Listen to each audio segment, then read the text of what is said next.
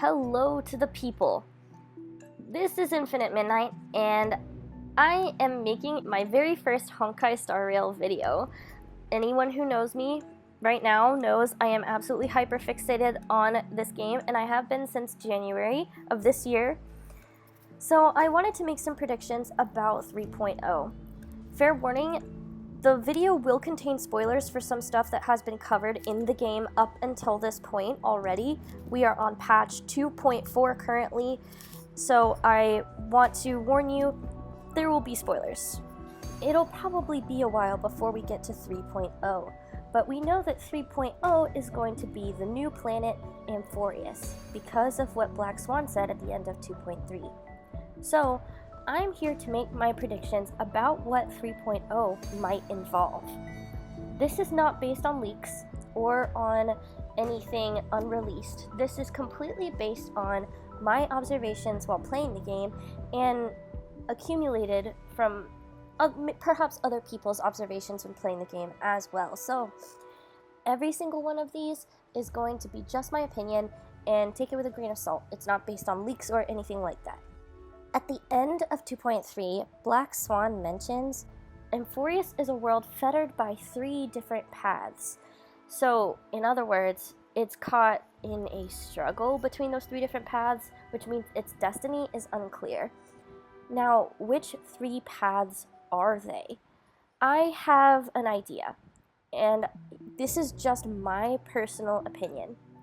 I think the 2 of the main paths are going to be Remembrance and Finality. The reason I think Finality is because we just got some more lore dropped on us about Terminus and the Path of Finality with Apocalyptic Shadow, and I don't think that's any accident.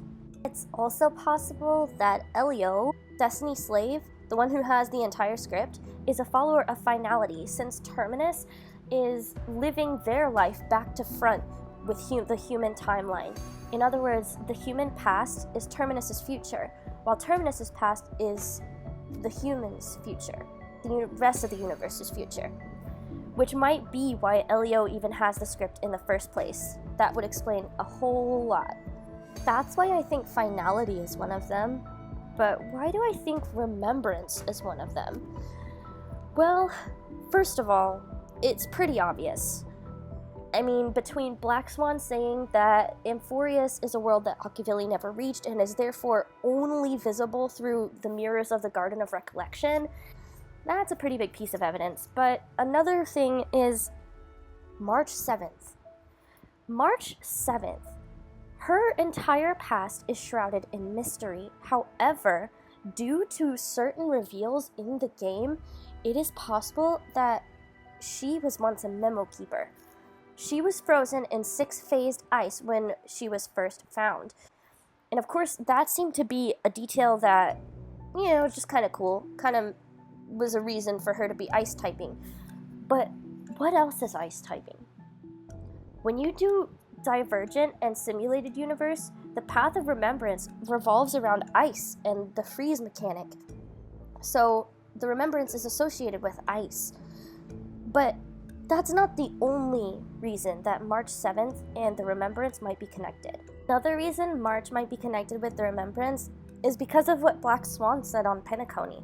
Twice, Black Swan mentions another memo keeper that has come to Penacony, presumably for the Charmony Festival.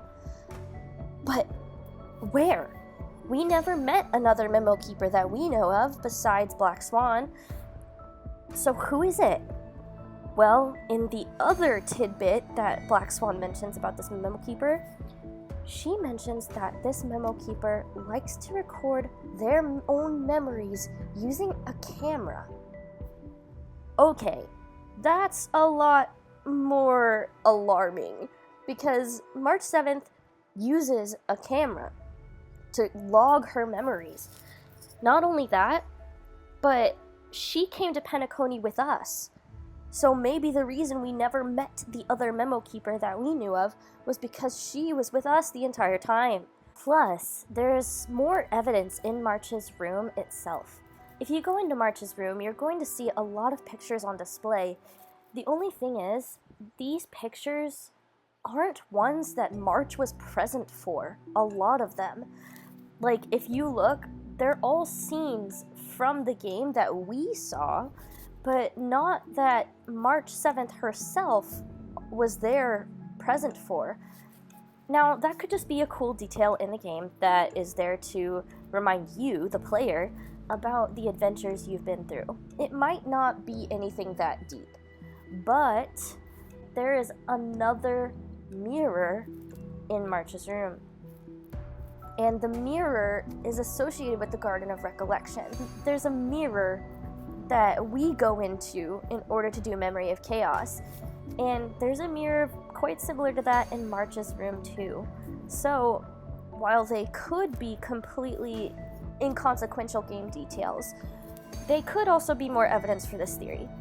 Another major piece of evidence that March 7th and the Remembrance are connected is that when March 7th was trying to uncover her past through the Matrix of Prescience with Fu Xuan's help, she was stopped by the Garden of Recollection themselves.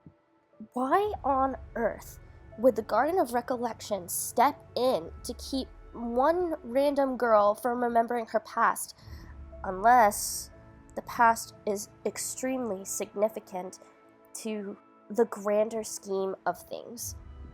And what I mean by that is, what if March 7th was an emanator of remembrance? Perhaps the reason she can't remember anything anymore is because Fuli themselves sealed her memories and sealed her in that ice.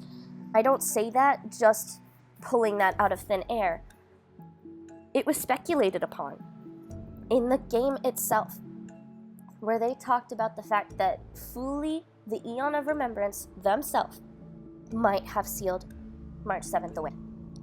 They also say it could have been another Eon. Fu Xuan doesn't want to chalk it up to Fuli right away, but I still think it was probably Fuli, considering the six-phased ice thing, the whole ice connection. And if that's the case, what happened?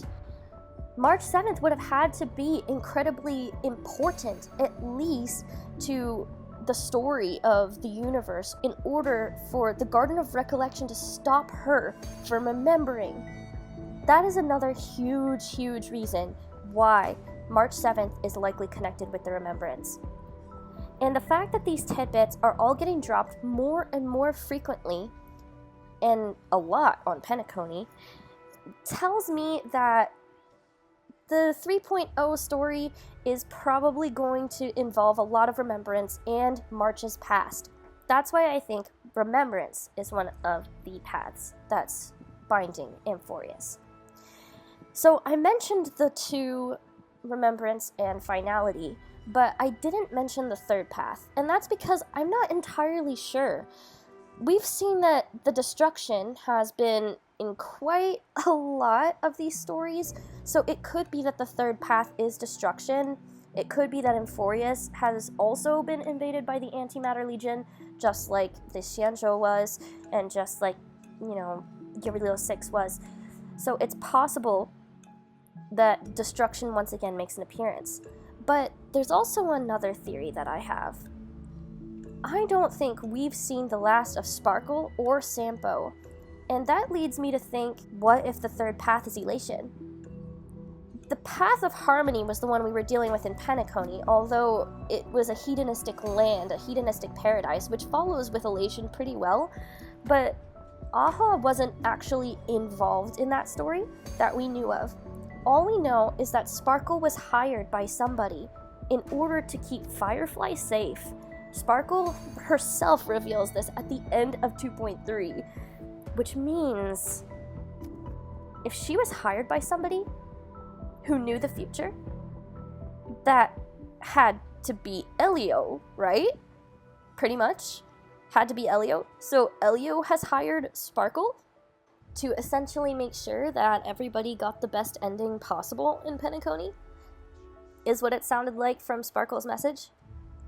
So that's also kind of another reason I think finality might be on Amphorius too, because it would be nice to meet Elio finally, but I digress. At any rate, I do believe that Elation might be the third path struggling for power on Emphorius. It's also based on the fact that Sampo has followed us from Eurilo 6 to Penacony. He was actually there. He seems to be taking up his place as a masked fool again. I don't think we've seen the last of him, and I don't think we've seen the last of Sparkle.